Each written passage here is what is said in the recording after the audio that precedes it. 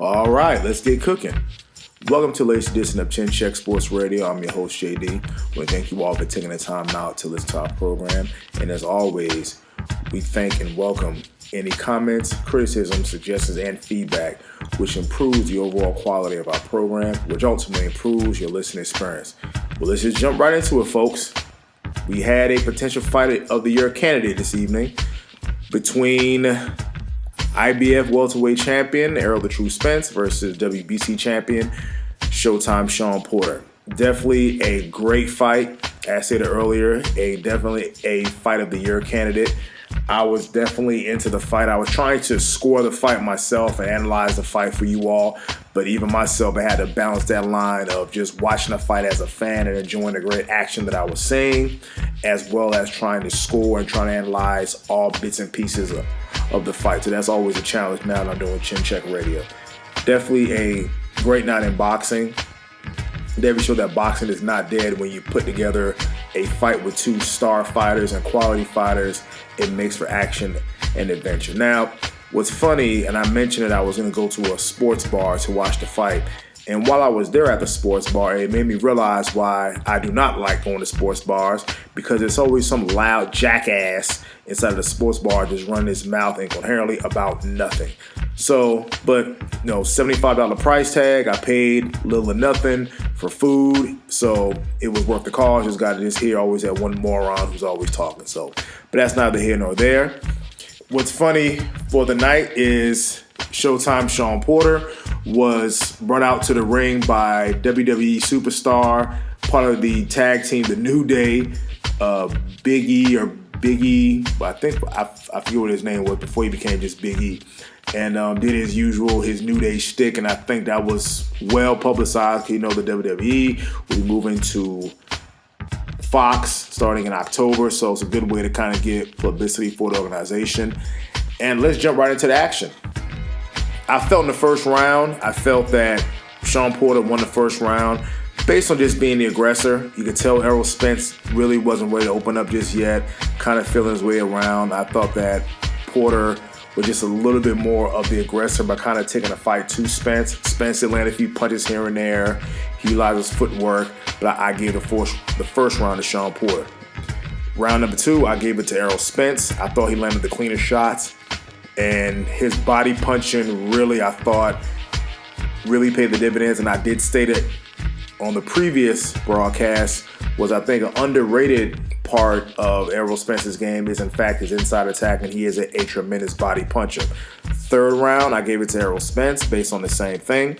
Fourth round, this one I gave it to Shawn Porter. I thought Porter was busier and landed the cleaner punches. I don't know if Errol Spence took the round off, but I felt that Porter was just busier and landed the cleaner punches. Round 5, I gave to Errol Spence. Round 6 and 7, I gave it to Shawn Porter. I just thought Porter was just a busier, active fighter. But even with that, Spence had his moments, but I felt overall how you score fights, I gave those rounds to Shawn Porter. But even with the action, the rounds were tough to score. Porter kept coming like he always does.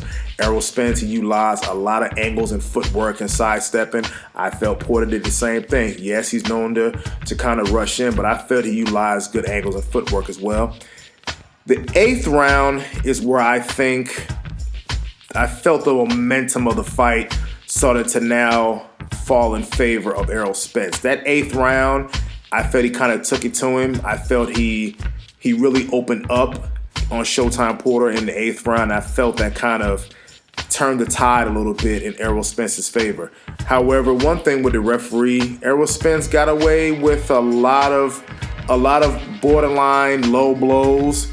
I know some were right on the cup or right on the belt line, but some of the punches were a little bit low. But that's boxing. Round 9, I gave to Errol Spence. Round 10 is when I think Errol Spence really started to distance himself because he scored a knockdown on a short little left hook on the inside that caught Shawn Porter. Right flush. On the point of the chin. It was weird because he didn't really go down to his knee, but he clearly was going down. So the referee made the right call in scoring that a knockdown. But what was amazing about Shawn Porter is he was telling Errol Spence to come on, to come on after the knockdown. So this guy has tremendous heart. Round 11, I gave it to Errol Spence.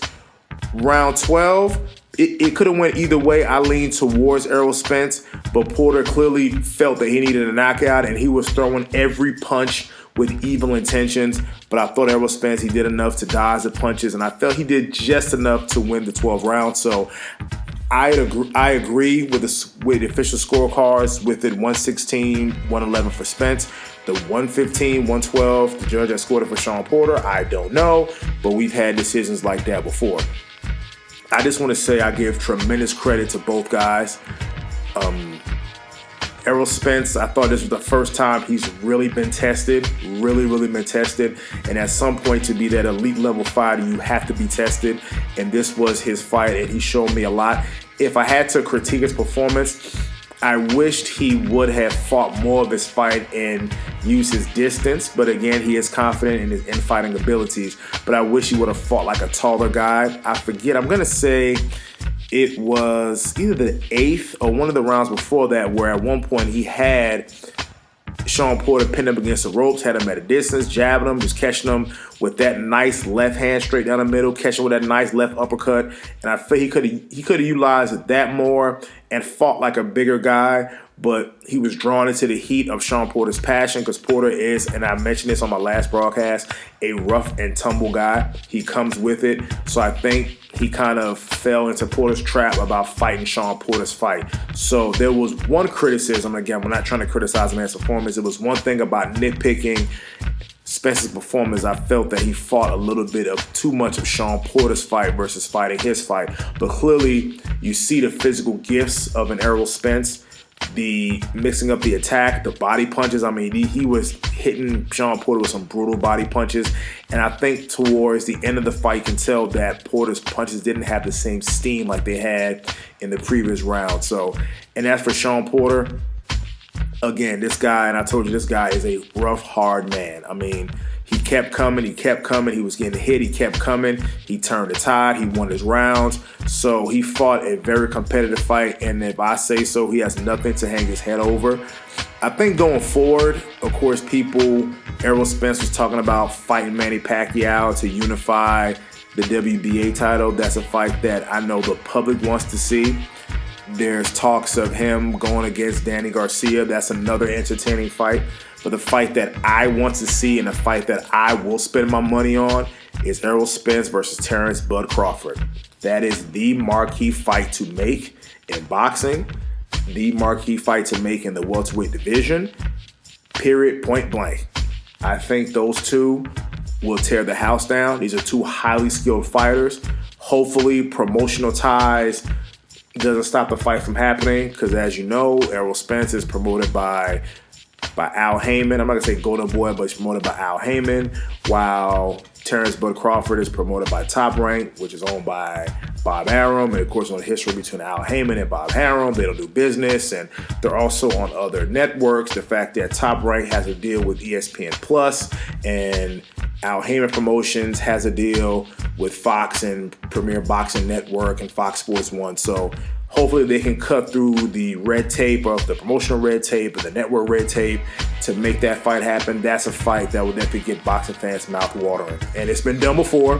Think of Lennox Lewis and Mike Tyson in 2002 and Floyd Mayweather and Manny Pacquiao in 2015. So we can cross promotional and network lines to make a marquee fight happen. And that's the marquee fight I want to see happen. As for Shawn Porter, to me, again, nothing to hang his head over. I think he can have a rematch with Keith Thurman, who Keith Thurman is off of his loss with Manny Pacquiao. They fought a rough and tough battle. Keith Thurman won, but people can make the argument that Shawn Porter won. So I think that's a fight I will not mind seeing again. Shawn Porter versus Keith Thurman 2. Hey, how about a rematch with Errol Spence Jr.?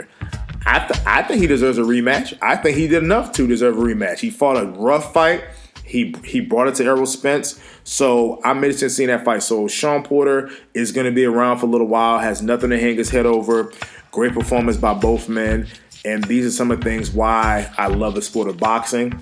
Also, it was officially announced that Deontay Wilder is going to fight the rematch versus Luis King Kong Ortiz on November 23rd. So that's a good Thanksgiving treat, or pre-Thanksgiving meal for us fight fans. So we'll be looking forward to that. So we got some good fights on Horizon in boxing. We have the November 1st fight between Canelo Alvarez and Sergey Kovalev, and a couple weeks later, the fight, either the first or the second, and that big fight between the champ Wilder and King Kong Ortiz.